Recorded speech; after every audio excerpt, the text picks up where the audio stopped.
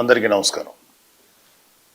Already మా జనసేన కార్యకర్తలకి, వీర మహిళలకి, ఎస్పెషల్లీ పిఠాపురం కాన్స్టిట్యున్సీలో ఉన్నటువంటి ప్రతి జనసేన కార్యకర్తకి, వీర మహిళలకి, అభిమానులకి అందరికీ ఒక విషయం ఆల్రెడీ చెప్పాను.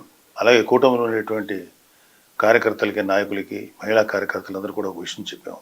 రేపు జరిగే కౌంటింగ్ ప్రక్రియలో ఎట్టి పరిస్థితుల్లోనూ సంయమనం కోల్పోకండి, కొంచెం ప్రశాంతంగా ఉండండి. విజయం కూటమి వివరించబోతుంది. సో ఓడిపోబోతున్నటువంటి వైసీపీ వాళ్ళు చేసేటువంటి కవింపు చర్యలకి మీరు ఎట్టి పరిస్థితుల్లో ప్రతిస్పందించద్దు అని చెప్పాను మీకు. కానీ రీసెంట్గా వైసీపీ నాయకుడు సజ్జల రామకృష్ణారెడ్డి వైసీపీ కార్యకర్తలను రెచ్చగొట్టే విధంగా వ్యాఖ్యలు చేయటం మేము ఖండిస్తున్నాం.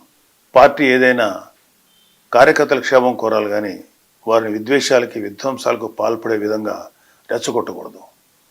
అలాగే వైసీపీ నాయకులు వారు ఓడిపోతున్న విషయం జీర్ణించుకోలేకపోతున్నారు. విద్వేషాలు రెచ్చగొట్టి కార్యకర్తలను బలి చేయాలని చూస్తున్నారు. వైసీపీ కార్యకర్తలైనా ఇతర ఏ పార్టీ కార్యకర్తలైనా ఒక విషయం గమనించుకోవాలి. ఆంధ్రప్రదేశ్ రాష్ట్రంలో ప్రజలు తమ నిర్ణయాన్ని ఓట్ల రూపంలో ఎప్పుడో వెల్లడించారు. గతంలో ఎన్నడూ లేని విధంగా ప్రజలు వైసీపీపై తమ వ్యతిరేకతను ఓట్ల రూపంలో చూపించారు. తాజాగా వెలువడిన అన్ని ఎగ్జిట్ పోల్ సర్వే ఫలితాలు కూటమికి అనుకూలంగా వెలువడడం కూడా వైసీపీపై ఉన్న ప్రజాగ్రహాన్ని తెలియజేస్తున్నాయి.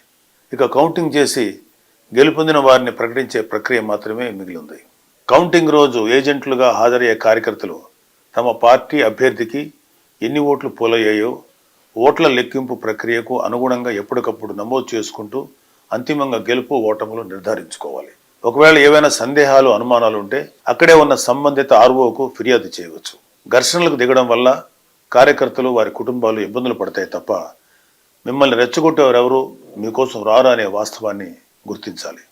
జూన్ 4న జరగనున్న కౌంటింగ్ ప్రక్రియకు ప్రజాస్వామ్య పద్ధతిలో ఎన్నికల కమిషన్ అధికారులు జారీ చేసిన నిబంధనలకు అనుగుణంగా నడుచుకోవాలని అన్ని పార్టీల కార్యకర్తలను మరొకసారి కోరుతున్నాను. వైసీపీ కార్యకర్తలు చెప్పేది ఏంటంటే, దయచేసి మీరు మీ నాయకులు మిమ్మల్ని రెచ్చగొడితే దయచేసి రెచ్చిపోకండి. మీరు వైసీపీ కార్యకర్తలు, జనసేన కార్యకర్తలు, టీడీపీ కార్యకర్తలు, బీజేపీ కార్యకర్తలు ఎవరైనా ఓకే. మీరు ముందు ఒక రాజకీయ పార్టీ కార్యకర్తల కన్నా మీరు ఒక మనిషి, మీకు ఒక కుటుంబం, మీకు ఒక బాధ్యతలు ఉన్నాయి. ఫస్ట్ ఇలాంటి వాటిలో మీరు సంయమనంతో బిహేవ్ చేస్తే బాగుంటుంది తప్ప మీరు ఏ తప్పు చేసినా సరే పోలీస్ కేసులు కానీ ఇతరత్ర సమస్యలు మేము చుట్టుపట్టే అవకాశం ఉంది. దయచేసి వాటికి మీరెవరూ కూడా లొంగద్దు.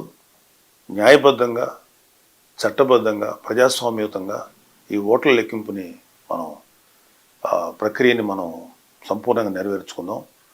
దయచేసి ఎవరూ కూడా ఆవేశాలకు లోనవద్దు.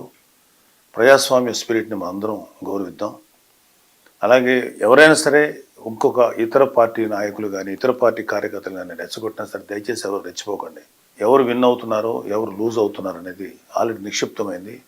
వాళ్ళని జస్ట్ అనౌన్స్ చేసి బయట పెట్టడమే తరువాయి. సో ఇప్పుడు మీరు ఏ కార్యకర్త అయినా ఏమీ చేసేది లేదు.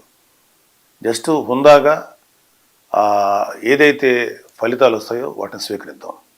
Thank you. జై జనసేన, జై హింద్.